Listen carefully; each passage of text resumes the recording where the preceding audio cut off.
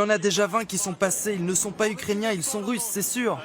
Des hélicoptères russes dans le ciel ukrainien, en route vers un aéroport militaire près de Kiev. Au sol, les troupes débarquent, sous les yeux de ce reporter américain. Ce sont des forces aériennes russes. Selon les Ukrainiens, l'aéroport est tombé aux mains des Russes. Ils sont désormais à quelques kilomètres de la capitale. À Kiev, les sirènes résonnent depuis ce matin. Les habitants se réfugient par dizaines dans des abris souterrains pour se protéger d'éventuels bombardements.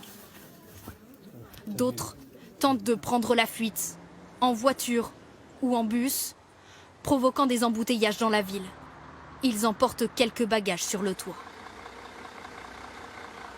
On est en train de quitter Kiev car là-bas la situation n'est pas si stable et on a peur beaucoup. Mais certains comptent bien résister. Sous cette tente, le parti ultranationaliste ukrainien cherche à recruter des volontaires pour partir au front. Les Russes sont déjà là. Mais maintenant, nous devons faire le nécessaire pour les empêcher d'avancer plus encore dans notre pays. Ceux qui décident de rester se précipitent aux distributeurs de billets ou dans les magasins, emportant des réserves d'eau et de provisions pour tenir en cas d'attaque. Les Russes n'arriveront jamais. Ils ne savent pas qui sont les Ukrainiens. On va résister jusqu'au bout. Ce soir encore à la gare de Kiev, des Ukrainiens tentent désespérément de fuir, comme ce couple inquiet. On veut retrouver nos 3 enfants restés à la maison. Tous craignent une entrée de l'armée russe dans la capitale dans les prochaines heures.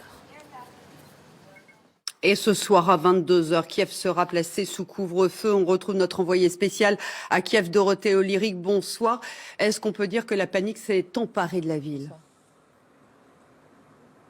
Écoutez, étonnamment, la panique vraiment n'a pas gagné le centre de Kiev. Je parlerais plutôt d'une très grande peur et encore de la dignité, encore du sang-froid, mais aussi de la solidarité. Par exemple, les gens s'échangent les meilleures adresses d'abris anti-bombes. Donc il y a celui qui est sous la gare de Kiev, qui est un bunker de l'époque soviétique qui peut accueillir 2000 personnes, ou encore une station qui est l'une des plus profondes du monde, une station de métro. Mais voilà, pas de panique vraiment. En revanche, dans le quartier où je me trouve, c'est assez différent. Vous savez, à 350 mètres de la place Maïdan où je me trouve, eh bien, il y a le Parlement. Et cet après-midi, il y a eu des rumeurs de bombardements aériens.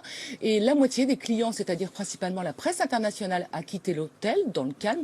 Et aussi le personnel. Donc à l'heure où je vous parle, il n'y a plus personne de l'hôtel, de la direction. Quelques journalistes sont restés. Dans le hall, c'est jonché de gilets pare-balles ou de casques. Donc une ambiance un peu surréaliste. Mais ce soir, ici à Kiev, tout le monde surveille les réseaux sociaux parce que, évidemment, la crainte est là de voir arriver dans les prochaines heures ou dans les prochains jours les chars russes ici, dans le centre de Kiev. Merci beaucoup, Dorothée.